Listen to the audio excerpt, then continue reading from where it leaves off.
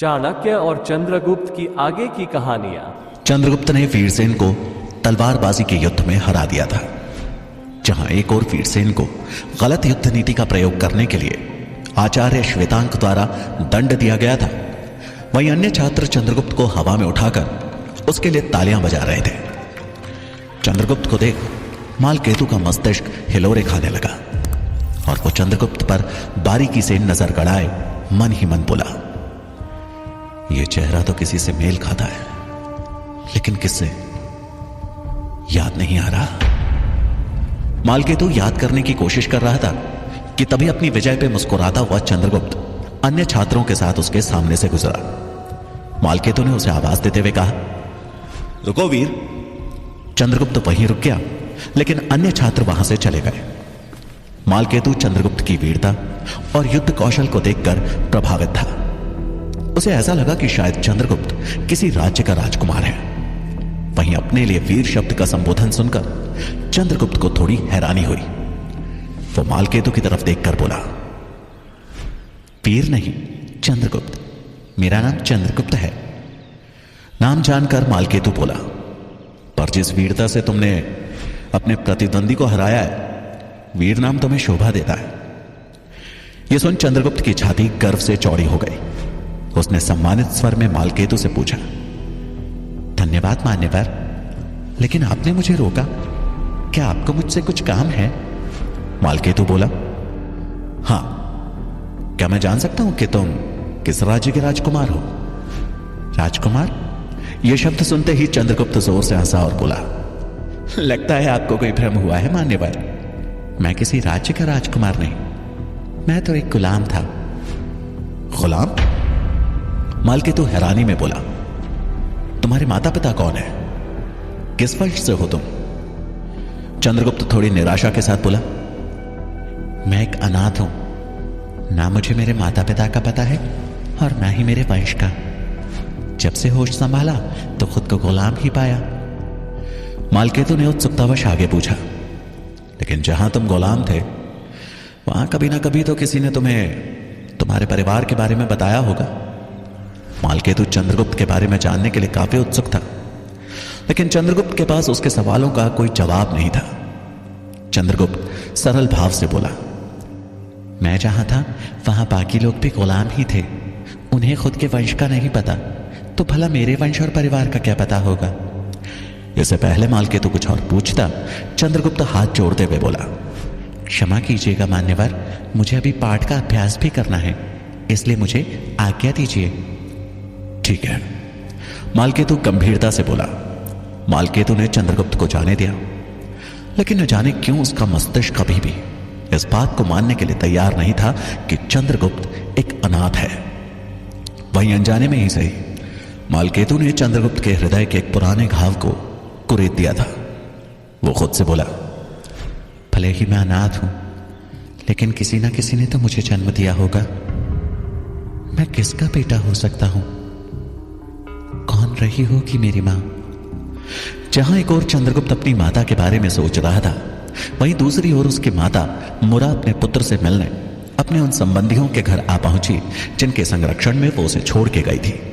संबंधियों के द्वार पर खड़े होकर उसने चंद्रगुप्त को आवाज लगाई। आवाज सुन एक अधेड़ उम्र की महिला और उसका पति बाहर आए।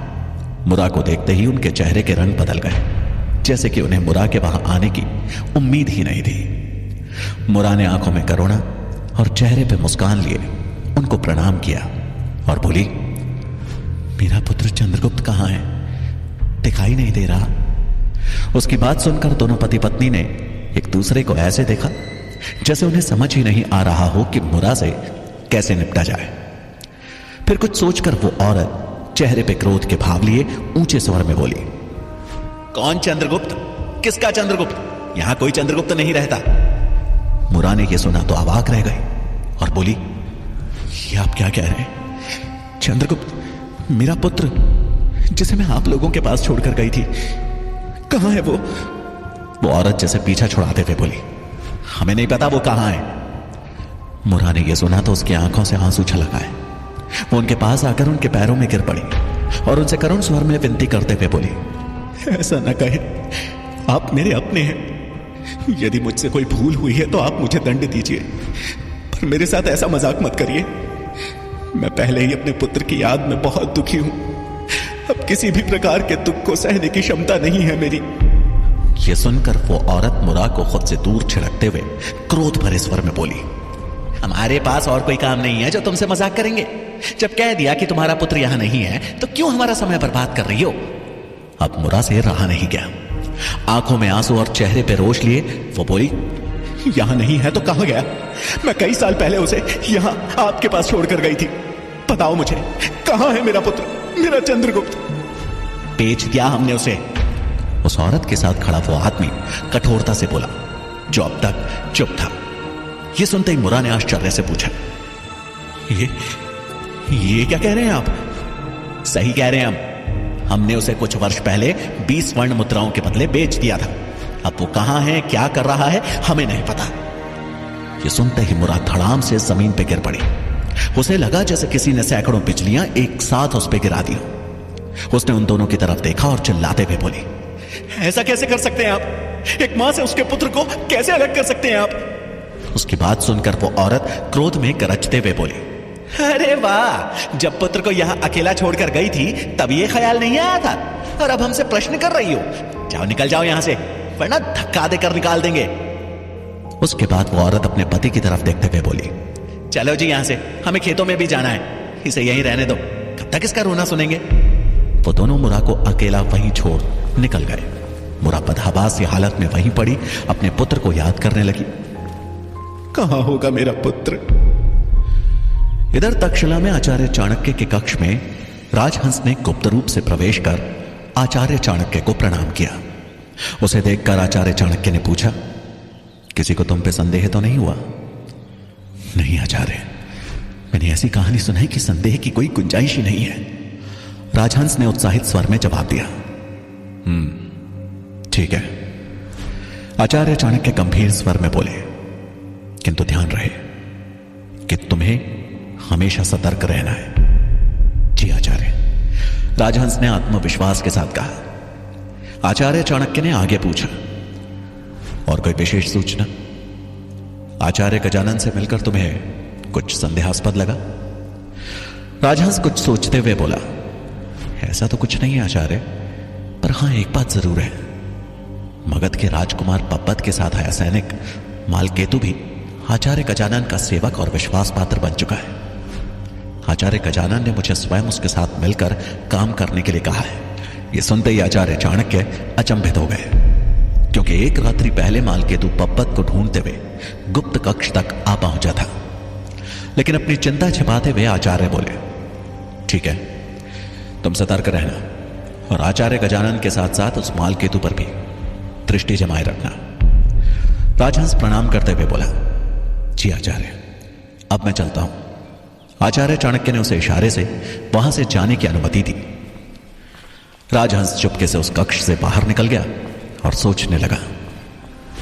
जैसे ही मैंने मालकेतु का नाम लिया, आचार्य चाणक्य के चेहरे के भाव बदल गए। हो ना हो, दाल में अवश्य कुछ काला है। ये मालकेतु चीज क्या है, पता लगाना ही पड़ेगा। कक्ष के भीतर बैठे आचार्य चाणक्य भी मालकेतु के विषय में ही सोच रहे थे। वो खुद से ही बात करते हुए बोले, एक साधारण सैनिक को आचार्य गजानन का सेवक बनने में भला क्या लाभ?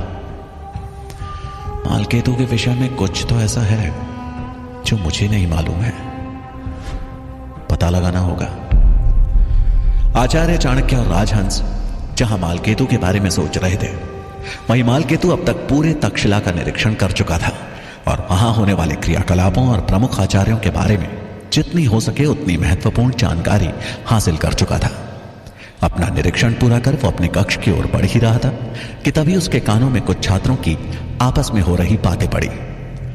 चंद्रगुप्त ने वीरसेन को क्या पटकनी थी, उसका सारा घमंड चूर करके रख दिया, एक छात्र ने उत्साह के साथ कहा।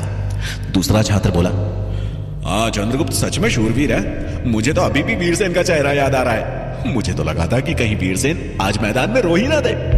उसकी बात सुनकर अन्य छात्र हंसने लगे। मालकेतु भी उनकी बातों को सुनकर मुस्कुराता हुआ उन छात्रों के पीछे पीछे चल रहा था। तभी एक छात्र बोला, आचार्य चाणक्य सही कहते हैं, चंद्रगुप्त सच में सम्राट बनने योग्य है। हाँ, तभी तो आचार्य चाणक्य स्वयं उसके हर प्रशिक्षण पर दृष्टि रखते हैं, दूसरे छात्र ने तपाक से कहा। अन्य छात्र भी उस छात्र की बातों पे सहमति जताने लगे, लेकिन यह सुनते ही मालकेतु के कान खड़े हो गए। वो मन ही मन बोला, चाणक्य चंद्रगुप्त के बारे में ऐसा विचार रखता है? आखिर ऐसा क्या है चंद्रगुप्त में? माना वो वीर है, लेकिन वो उसमें एक भावी सम्राट देखता है। और चाणक्य और चंद्रगुप्त का संबंध क्या है? कौन बता सकता है मुझे इस बारे में? अनजाने में सुनी छात्रों की बातों ने मालकेतु के मस्तिष्क में कई सारे प्रश्नों को जन्म दे दिया था। उसे उन प्रश्नों के उत्तर चाहिए थे, लेकिन कौन है जो इस संबंध में बता सकता है? उसे ध्यान आया, क्यों ना राजहंस से मिला जाए। वो अवश्य ही कुछ ना कुछ तो चंद्रगुप्त और चाणक्य के बारे में जानता ही होगा। ये सोचकर मालकेतु ने एक छात्र से राजहंस के कक्ष का रास्ता पूछा और उसके कक्ष की ओर बढ़ चला।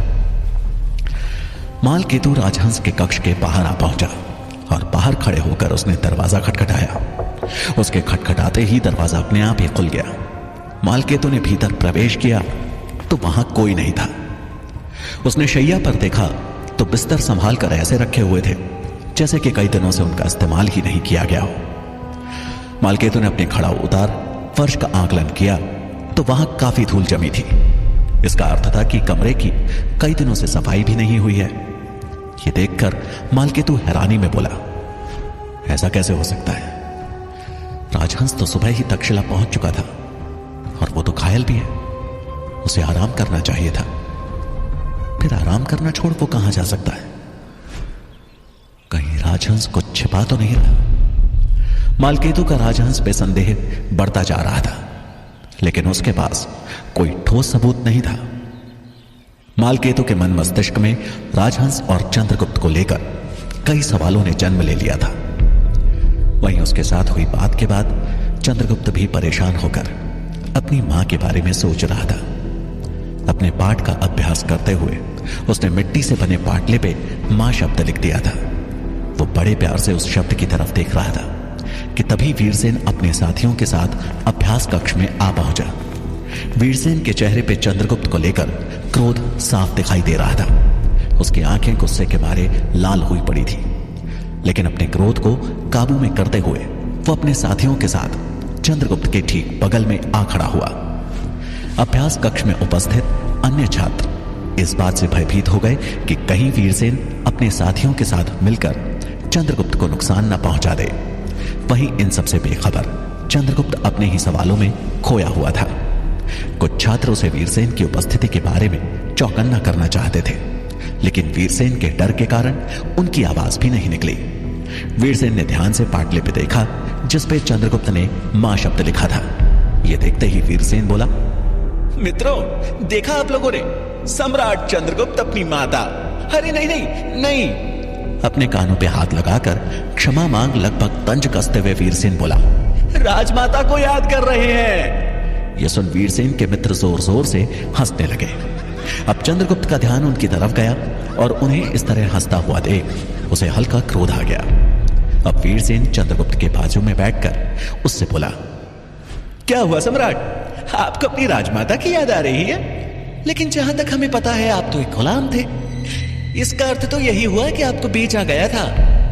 किसने बेचा होगा आपको? सोचने वाली बात है। इतना कहकर वीरसेन सोचने का अभिनय करने लगा और बोला, मुझे लगता है आपको अवश्य आपकी माता ने बेचा होगा। और यह कहकर वीरसेन उठा और सभी छात्रों को संबोधित करते हुए बोला, सुना आप सभी ने? सम्राट चंद्रगुप्त को उनकी माता द्वारा ना राजमाता द्वारा बेचा गया था।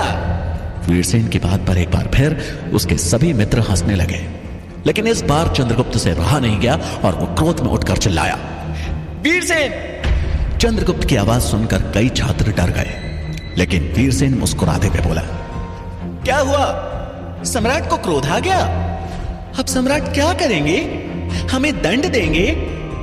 चंद्रगुप्त क्रोध के मारे अपने दांत पीस रहा था। उसका मन तो था कि एक ही बार में वीरसेन के सारे दांत तोड़ दे, लेकिन वो तक्षशिला के नियमों का उल्लंघन कर खुद का निष्कासन नहीं चाहता था।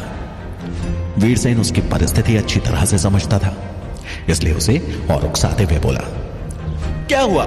मुझे दंड देने का मन कर रहा है, पर तुम कुछ कर नहीं सकते। जानते हो क्यों?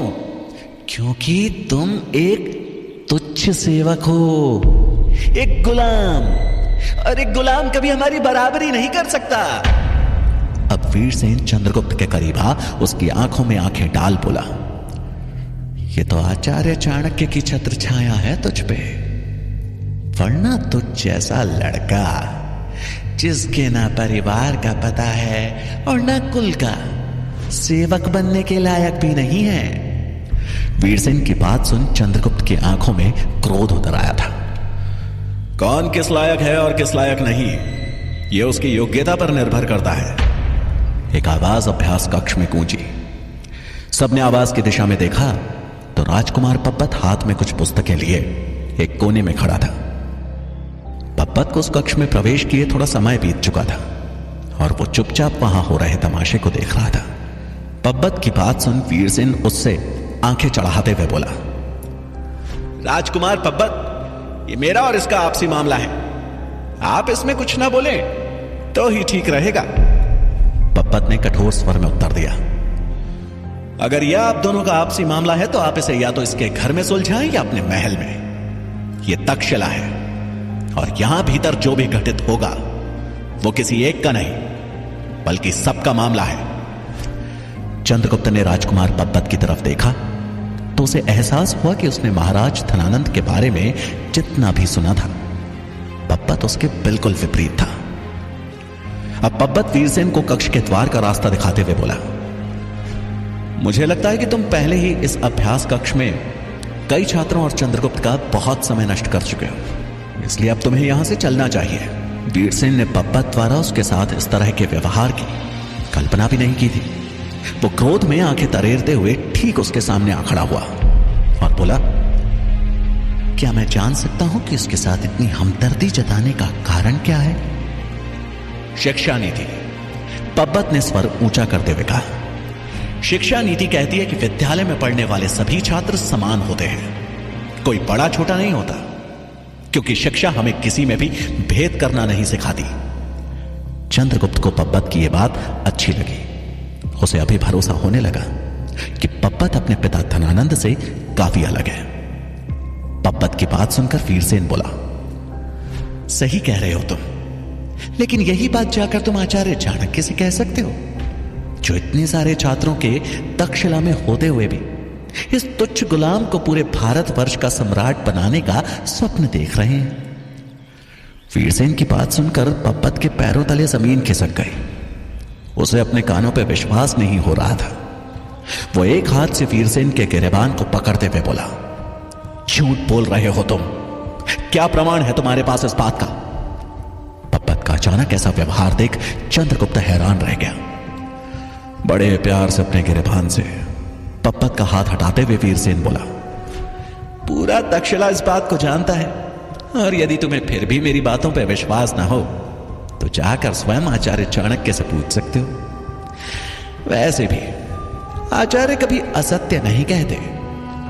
जहां वीरसेन के चेहरे पर एक कुटिल मुस्कान थी, वहीं पब्बत की आंखों में क्रोध था। उसे विश्वास नहीं हो रहा था कि आचार्य चाणक्य उसके साथ ऐसा कर सकते हैं। उसने अपनी पुस्तकों को वहीं फेंका और क्रोध में अभ्यास कक्ष से बाहर निकल गया। यह देख चंद्रगुप्त भी हैरान था। उसे समझ नहीं आया कि पब्बत को अचानक क्या हो गया। क्या करेगा अब राजकुमार पब्बत? क्या चंद्रगुप्त को सम्राट बनाने की बात जानकर भी वो आचार्य चाणक्य का साथ देगा?